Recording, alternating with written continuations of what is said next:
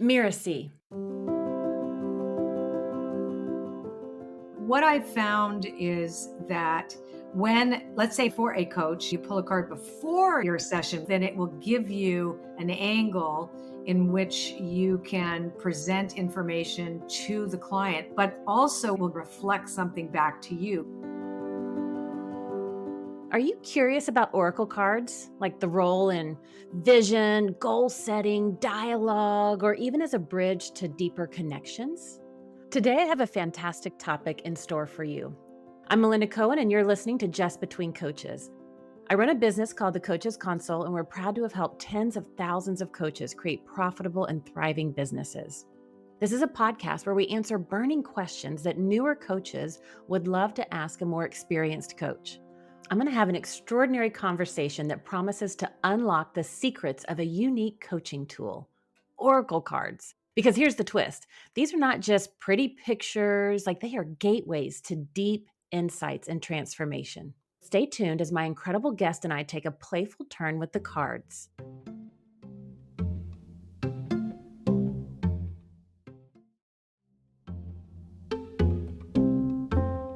Today, we have the amazing Colette Baron Reid with us. She is a trailblazer in the realm of intuition and transformation. She's an internationally acclaimed oracle expert, spiritual intuitive, personal transformation coach as well. She's the founder of the Oracle School Experience and Dream Quest Platinum Mastermind. And she's here to guide us into the mystical world of oracle cards, exploring their power, the symbolism, and the profound impact that they can have in coaching. Welcome, Colette. Oh, it's so great to be here. You know, I'm a big fan of yours. It's a wonderful topic, and I love talking about how coaches can use oracle cards as a really great tool in their toolbox when they work with clients. Well, I am excited to have you on the show because I am a giant fan of yours as well.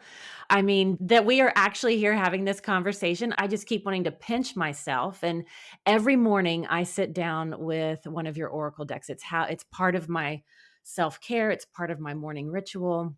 Was just doing it earlier, and it was just surreal knowing, oh my gosh, I'm getting ready to have a podcast interview with Colette, and it's just so much fun. But before we dive into our conversation, would you mind sharing just a little bit of your background? Like, how did your journey with oracle cards begin?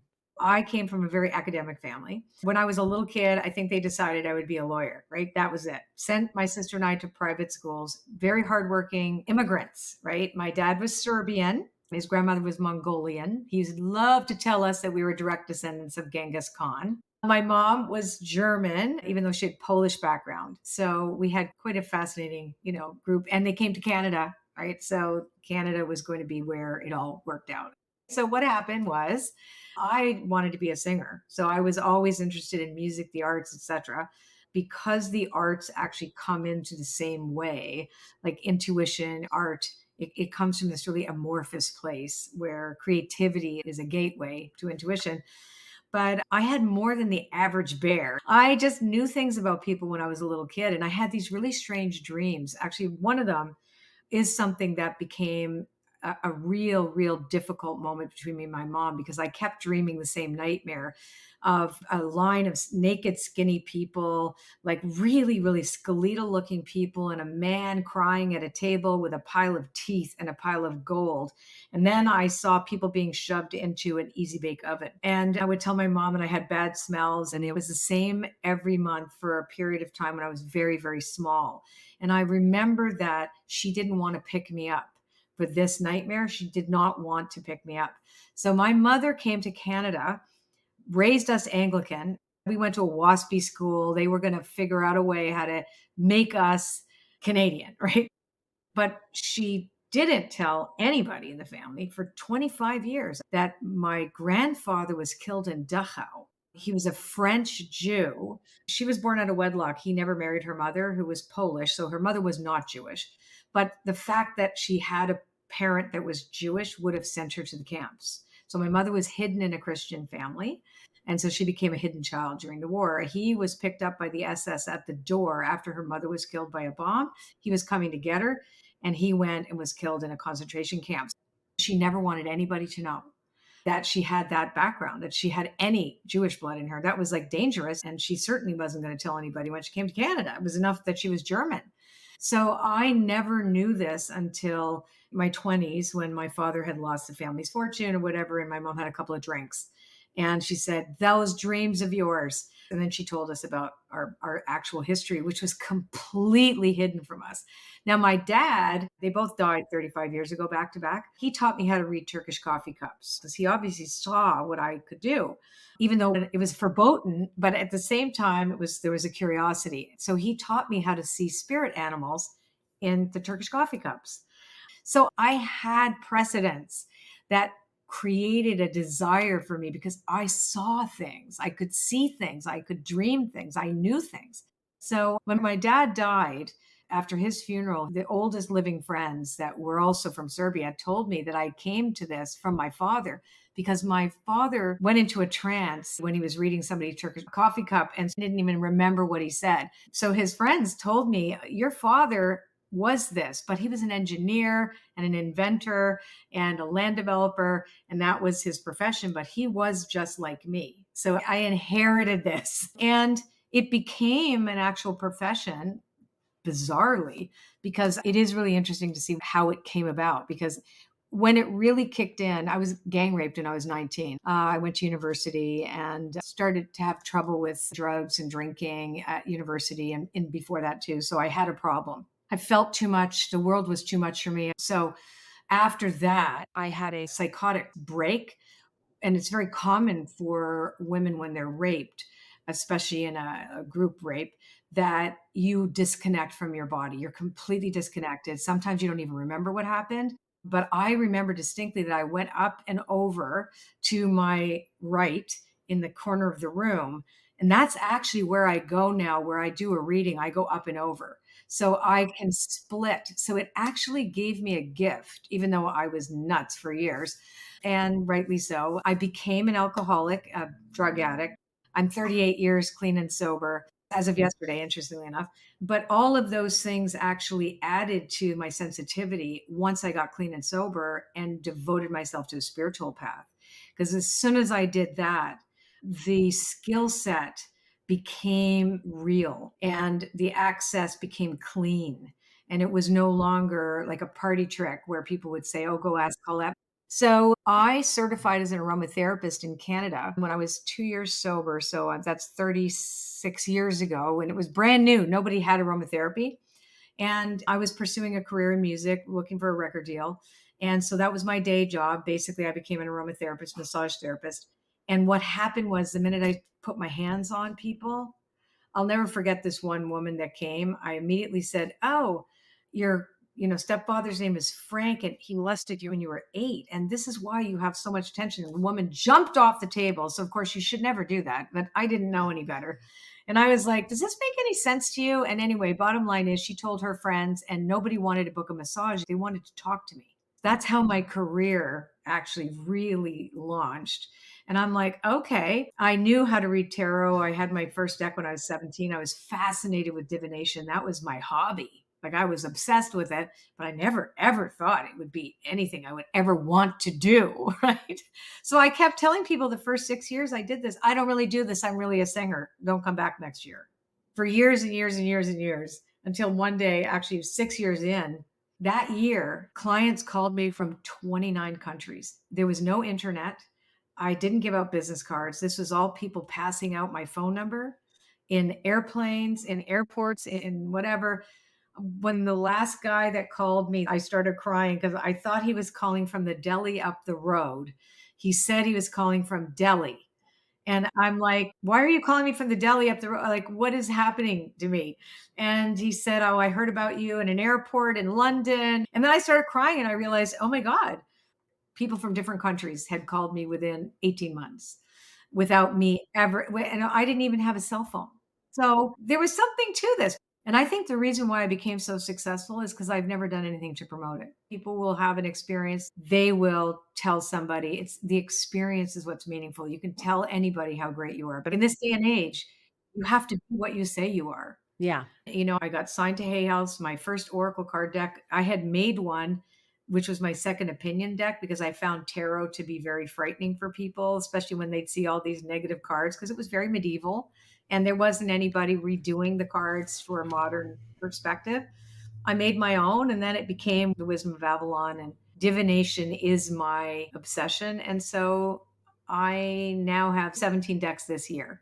My favorite one is the mystical shaman oracle. Great.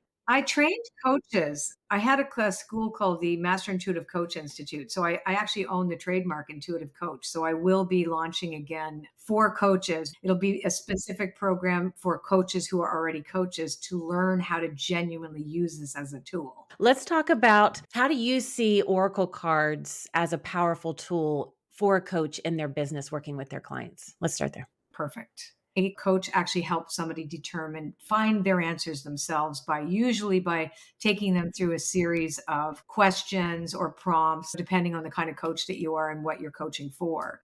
What I've found is that when, let's say for a coach, you pull a card before your session, then it will give you an angle in which you can present information to the client, but also will reflect something back to you. Because no matter what you do, if you are a coach, no matter what kind of coach you are also signing up for a personal growth experience yourself personally. There's no such thing as a person who becomes a coach that doesn't also have to peel away the layers of stuff, shadow content, whatever, because you are dealing with other people. You're going to see yourself reflected in your sessions often as well, too. That's just the way it is. So oracle cards can give you first as the coach an understanding of your experience stepping into the session, but it can also give you some insight on the client.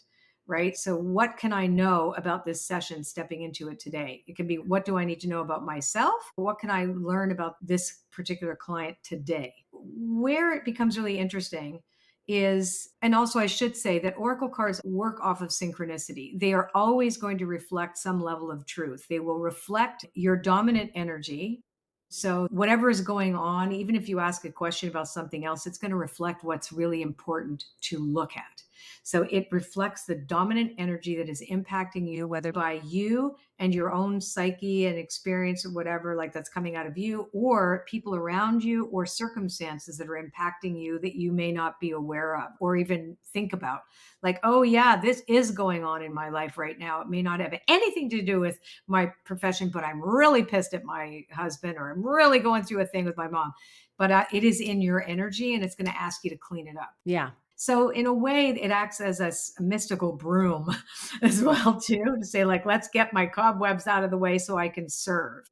So in a coach client dialogue, if you have a client over a period of time, you have to stay on your toes. A smart client is going to catch your methodology and zap out. And so client retention sometimes can be a unique issue for people because the person gets bored, they zone out, they already know what you're going to ask next or suggest next, and they go flat.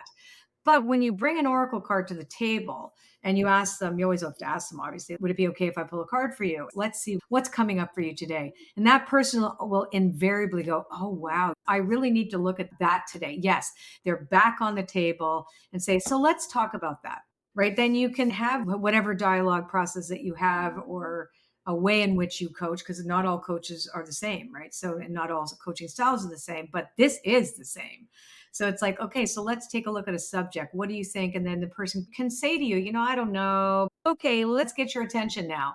So let's invite spirit into the room. And you can use different language because oracle cards are a psychological tool. They are spiritual psychology in a box. Like, I think all of life is spiritual, but people are sometimes allergic to that language, right? So you could say, okay, so let's take a look at the psyche. The psyche is really the soul plus the mind, right? It's going to hit you deeply. My oracle cards specifically are not fluffy bunny things. They are going to go deep no matter who it is and no matter what.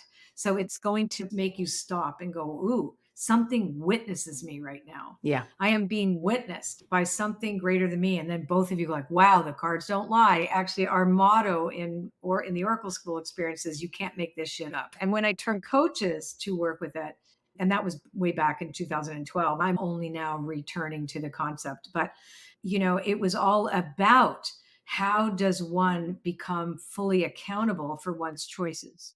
And how do we create? How can we enter into reality creation from a deliberate standpoint, but also one where you are completely open minded and you are aware and conscious of everything that's going on instead of only operating out of ambition, which is extremely narrow. And so the cards can keep you wider, and also keep you open and curious, because when synchronicity works in somebody's life, you're like, what just happened? Mhm. Mhm. Right? And then all of a sudden, you are no longer in that narrow dialogue. You're now in something that's a little bit more meaningful for them, and you've got their attention again. Yeah. I love the question that you asked, what's coming up for you? One of the questions that I'll ask myself or when I'm working with somebody and we're bringing in cards to the conversation, why is this the perfect card for you in this moment? Right. And sometimes, just like, oh my gosh, blah, blah, blah, blah, blah, blah, blah. And sometimes they'll be like, I don't know why that's the perfect card. Right. Or they're like, I don't get it. I don't understand it. Or no, that's not. And so then, one of the things that I say is, well, if you had to guess, like take a guess, why would this be a great card for you right now? Right. And then inevitably they're like, well, maybe. And then it opens up the conversation and off they go. How do you address people that are like, I don't know how this card makes sense, or I don't know what it's bringing up? How do you help clients in that spot? I say, well, let's get a clarity card. But I would also ask, do you notice this as a pattern? Because also sometimes when people they don't want the card, they're like, I don't want to see that. Yeah. Right. No, I don't know why it's there. Why is that there? But you could say, does this mean anything to you in terms of your people in your environment that could be impacting you right now? Something that has arisen in their life that they're struggling with that has nothing to do with why they're coming to you. Right. But it is part of the fabric of their reality. I like what you said to always bring it back to the clients. What do you think it could mean? Yeah, it's just an exploration is all it is, and then inevitably, the conversation flows where it needs to go. It is about permission, right? So in the Oracle School experience, it is really a personal growth transformation experience. That's why we call it an experience. People come, they use Oracle cards as the navigational tool, but ideally what they're there for is to discover their purpose and to move away all the blocks, et cetera, that prevent them from actually stepping into what's truly for them, right? Mhm. When it comes to coaching, it's a different thing. Like Oracle cards can be used in so many different constructs, right? So we see it as the flashlight. You can see it in the dark with this. You can illuminate something that's hidden from you. It is a magic mirror because it's going to show you what you already know, but it's also going to show you what's behind you that you don't know is there. It's going to show you the hidden thing. It's a GPS. When you feel a little lost, it's going to get you back on track. And it's going to show you your next step, right? Here's where you're going to go next. Here's where you could potentially be heading with this. Also, it's like it's a phone, right? ET phone home, talk to God. God talks back. Mhm. Using the idea of it being consciousness with a capital C, we tend to want to create stories around that greater consciousness or infinite intelligence and call it so many different things with so much baggage attached to the names, but call it whatever you want. There is a greater consciousness that supersedes the small self's experience in life. We are pattern seekers and pattern makers, and this helps us break out of those patterns. Now, I know for me, when I started working with the cards, it helped me to hear my own intuition. It sharpened that skill within me, and it sharpened my skill of trusting myself. Yeah. And just this morning, I pulled a card and I'm like, doesn't make any sense. That's not me. And so I called a very close girlfriend, a very close confidant, trusted. And I'm like, okay, I want to explore one word that jumped out at me that I would never have used that word to describe me. But I'm like, okay, something is there, and just a deeper sense of trust and a willingness to explore. Like you said, like it was a flashlight, like those hidden realms. And after about a 20-minute conversation with my girlfriend, these layers that I didn't even know were there, deeply rooted mantras. And I'm like, oh, that's probably why I'm not able to move forward in this area. And so it helped to cultivate the trust in me. And when I present that to clients, some clients are like, oh, let's dive in. And some are like, you want to do what? And I'm like, we're just going to learn how to listen to your intuition and how to trust yourself. And we're going to use this as a guide to do that. And then they're like, oh, okay, let's do that. And so positioning it as a way to trust oneself and learning that, exercising that muscle, I find a lot of people are ready and willing for that. And then they're like, okay, I'll try this card thing that you have. I find people to be more curious than closed off. Well, curiosity is our superpower. And it's the only thing that will get us out of patterns. I believe less is more. Three cards is the most you need ever when it comes to the oracle cards that I've created, because they work off of universal archetypes and metaphors, and they lock in a lexicon, which is the vocabulary of imagery and whatever. And all my cards are based on one main lexicon. But ultimately, at the end of the day, what you're looking at is your humanity. And a second card can always give you that little piece that you're missing. Like, what am I missing? I can ask, like, show me what I'm missing here that I can't really quite see. So, the card that you had this morning, if I were to take a clarity card for you from a different deck, let's say I took a clarity card, I'll do that right now without knowing what you got. Okay. So, I'm going to pull a clarity card for this morning. Okay, this is cool because I've never pulled from a different deck. I've always pulled from the same deck whenever I sit down with them. So this is fun. I like to take a clarity card from a second deck. So, I'm going to pull one for you with your permission, and just let me know when. Is it okay if I pull one? Yes, go ahead. So, time to go. So, time to go is a card that represents you having to move towards something that is unknown to you, away from something that you're known, used to, doesn't work for you anymore. It's representational of an action. So, time to go. She's actually walking and she's moving towards this unknown door. And the unknowable and the uncharted is something that you can't preconceive because you don't know it. And so, I don't know if that makes sense to you, but it's saying to you, it is your time. This is the time to move. Keep going now. Leave it behind you. Does that make sense? Yeah, that it absolutely does. And just a little insight. The card this morning, what it revealed was a mantra that I set for myself after I got divorced. It was the first time I'd ever been on my own. This is we're talking 20 years ago, 20 some years ago. First time I'd ever been on my own. And when I started getting into coaching, I came across Dale Carnegie.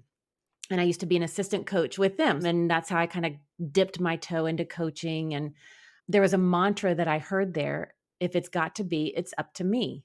And I can still feel the zing through my body. And at the time, it lit a fire under me that was like, I can do this. I am capable, which is, I did not know that back then. Right. And what I didn't realize until this morning is that has been operating like a constant machine humming. And I am done creating from doing. And for the past year, this phrase, it's time to create from being. And I'm like, my brain does not comprehend that. I do not understand that. I don't understand how to create from being. And it's about receiving, not creating and planning and implementing and executing. I'm like, I've had 20 years in this business of creating from doing, and I don't even know what that means, create from being. It's so interesting you said that. So, I run a new course now called The Spirit of Your Business. And that's the intensives that I do with founders only. And it is all about that you have a partner, and the partner is spirit, or consciousness with a capital C. You are gifted inspiration. It means you are gifted, something was given to you. You've receiving it. Why would you think it's all on you to do it, when you actually have a vast resource, a spiritual resource that you can rely on? And because we have been taught to hustle. That's the other thing. That hustle culture, we wear it as a badge. It's time to let it go, because we are not more successful doing that. Yeah. We are not happier doing that. We are disconnected from spirit when we do that. Yeah. And we don't even know what the business could possibly be, because we keep dictating to it by making an avatar of the perfect customer. How do you freaking know what that is? Spirit's going to show you who your people are. And then you want to ask, okay, so whoever gave me this, what do you think? What's my next thing? And then your intuition is on fire, and you start receiving the prompts. And then the world starts to readjust itself for you, and the ease of which you need things to manifest start to happen. This is the true nature of co-creation. It's co-creation. It's not create alone. Yeah. You manifest what you are, not what you want. The question that I ask everybody to answer in every single thing that I do is, who do you need to become to have that experience? It's being. It is 100% what you said. You create from being. Every single product, service, whatever I do asks that question, no matter if it's a small thing, if it's my bigger thing. It's, who do you need to become? Yeah. It's not what you do. The action part is important, because you can't be an armchair astronaut. That question right there is a powerful question. As soon as you said it, I'm like, well, I ask my clients this all the time. And it was what fueled me all the years in creating Coaches Console. Who do I need to become for that to be a reality? And that was what was important. And I knew by having that vision, it would constantly move me in that direction and evolve me as a woman, as a being, as a spirit, as an everything. So, yeah, who do you need to become for that goal, that vision, that idea to be a reality? Yeah, and then you pull the card. Yeah. Now, with all of your decks, I mean, the detail that goes into them and the artwork, how does all the intricate details of each card, like, how does that play a role and contribute to the coaching experience? Well, it really depends, right? Art is subjective. So the detail is in the writing. The honestly, the art comes second. The art is beautiful. I will say the art is spectacular, but ultimately it's the words of the cards that are the impactful piece. Yeah. One of the things that I love when I first started working with the Oracle decks, I sat down with it. I was like, I don't really know what to do with these things. And I love at the beginning of your books, you have, how to do different readings. And what I really loved when I first started this was how to ask a question. And you always gave several prompt questions. And so I would sit down and I would open the guidebook and I would just look through the questions. What do I need to know about, describe the situation for my highest good? Or what will be the result if I take this action? Or what do I need to change in order to improve things? Yeah. One would always resonate. I'm like, okay, let's ask that question. Shuffle the cards, pull a card. And so I love that you have the guidebook with the prompts. Now I ask my own questions. Sometimes I still go back to the book because I love the prompts, Yeah. but now I ask my own questions. And so I just want coaches and people out there to know if you're not sure how to start working with a client, go to the guidebook. Yeah, the guidebook is specifically for that. It's there to teach everybody how to use the cards. There are millions of different ways in which to ask a question. I always say avoid asking yes or no questions because yes or no questions do not give you enough information. Yeah. All the listeners that are listening in, I would say the vast majority of them are coaches, but they're all practitioners of all different services that they offer. But I think one of the things that they have in common is that they're all building their business. Right. And so I love using the deck. Like I will sit with the deck at my desk and I will use it from everything to a campaign that I'm building for insight or an article that I want to write or any kind of decision where I get a crinkle in my forehead. That's my tool I reach for. And it helps me just to stay in the flow and stay connected to my highest good in that moment. So let's imagine for all of our listeners out there that they are feeling a bit stuck in their coaching business. They've got big aspirations, they can't pinpoint the next step. And so, would you pull a card for everybody listening in? Is that a thing that we can do? Yes. I will say the best deck for this type of question, these types of things, when you're building a business, when you're moving forward, is the wisdom of the oracle. It's the deck I teach with, but it's the deck that is indicative of both a prosperity message where you ask directly about your business, relationships, a general meaning, and the protection meaning, which was in reverse. This is the most extensive deck that I encourage people to use if they're asking about their business. So I will ask a question now. What does everybody here need to know if you're stuck? How to get unstuck. How about that? Yeah, perfect. I'm going to read it from the guidebook. So What's the number? 21. This is so funny. It's such a short message. So I'll read prosperity message first because it's for business. Simple things like opening your mail, paying bills, sorting out your timetable, making lists, sorting things out, getting organized is what this symbol means when it comes to your work. Make time for yourself. Two, this card is a sign you may be overburdened and overwhelmed. It's okay to say no. You'll prosper even more if you do. So then the other one, ever feel so bogged down with emotional gunk you can't think straight? Could you be surrounded by physical clutter in your home? Also, too much work, overwhelmed, time to clean house. Every item out of place natters away at you. Every unresolved resentment, every comparison to others that leads to a sense of lack takes up energetic space. Every unpaid bill just adds to an unnecessary feeling of being overwhelmed. Now is the time to free yourself energetically. Make room for the miracles that are lining up just for you. Wow, beautiful, beautiful. So I would say that that is 100% correct for everybody here. So Colette, I know I could keep talking with you all day about this, but I just want to summarize some of the things that we talked about today. And I love that you talked about how the cards, it's like spiritual psychology in a box. I love that. And they work off the synchronicity and reflect the dominant energy that's impacting you. And I love that you showed how we can pull a card as the coach to help give us an understanding and insight, and then we can bring it in for our clients to pull. And I really loved when you described the cards as being a mystical broom, because the cleaner a coach can be when we're with a client, the better vessel we can be. I mean, that's when we're in the zone, right? That's when we channel the wisdom that is beyond us. I think that's just one of the most awesome parts of being a coach. And then I love all the different ways that you told us we can use cards as a flashlight, as a GPS, as a phone. And when, of course, we got into pulling the clarity card for me, which was unexpected, but super awesome, and reminding me, who do I need to become for my next step to be a reality? And then, pulling a card for everybody. Thank you so much. And do you have any parting words for our listeners today? Don't be afraid to use these. This is a tool for everyone. You don't have to be super intuitive to use them. It's like going to the intuition gym. When you work with the cards, you will exercise that muscle and you'll start surprising yourself. So just do it. Jump in. It's wisdom of the oracle. Well, thank you for listening to this episode of Just Between Coaches, and a big heartfelt thank you to Colette for this incredible conversation and experience. You can find out more about her at ColetteBaronReid.com.